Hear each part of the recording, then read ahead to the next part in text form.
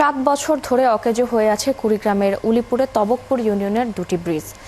বড়ুয়া তবকপুর বাজারের কাছে ব্রিজ উল্টে আছে পিলার ভেঙে, আর রসুলপুরের চুনিয়ারা পাড়ের গ্রামের বৃষ্টির পিলার দেবে আছে, যে কোনো সময় এটি ভেঙে পড়ার ঝুঁকিতে আছে।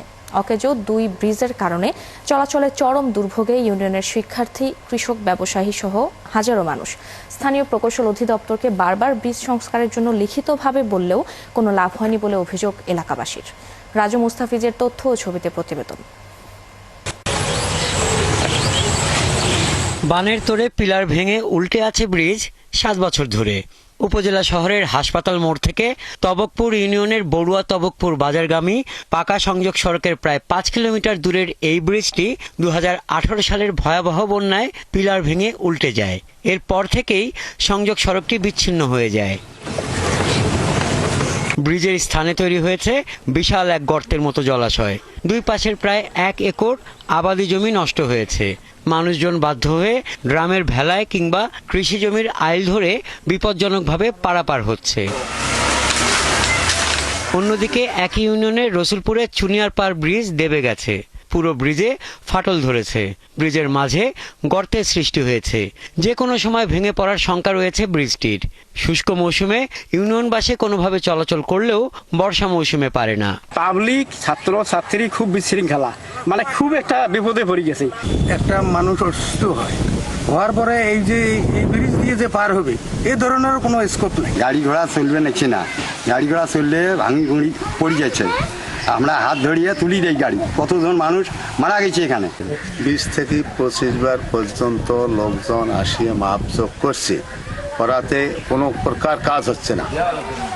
আমাদের বলে তো সামনে হবে। ব্রিজ দুটি সংস্কারের জন্য নতুন করে প্রস্তাব পাঠানো হয়েছে জানিয়ে উপজেলা প্রশাসন বলছে, বরাদ্দ পাওয়া গেলে দ্রুত কাজ শুরু করা হবে।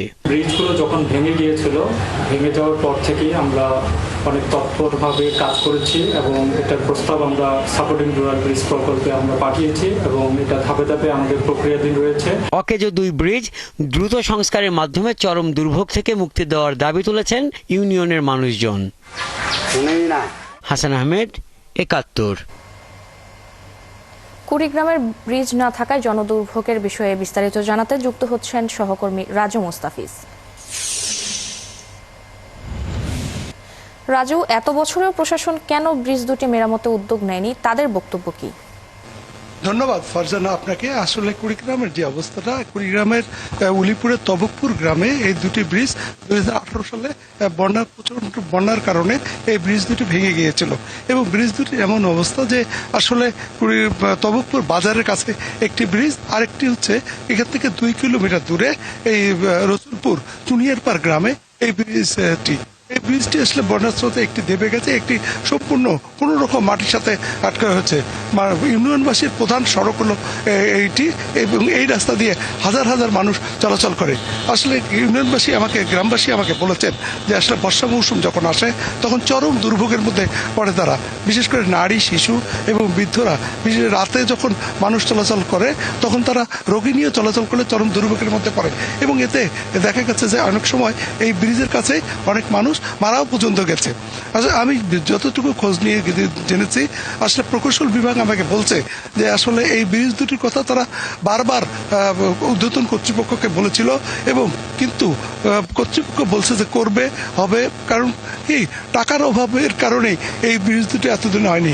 গ্রামবাসীরা বলছে যে তাদের গ্রামের এই প্রধান সড়কের মধ্যে এই দুটি ব্রিজের জন্য চরম দুর্ভোগে তারা দিন কাটাচ্ছে এবং তারা বারবার লিখিত অভিযোগ করেছিল উপজেলা প্রকৌশলী দপ্তরে, কিন্তু তারা তাদের কোনো গুরুত্ব তাদেরকে দেয়নি এবং এই কথাটি শোনেও নেই।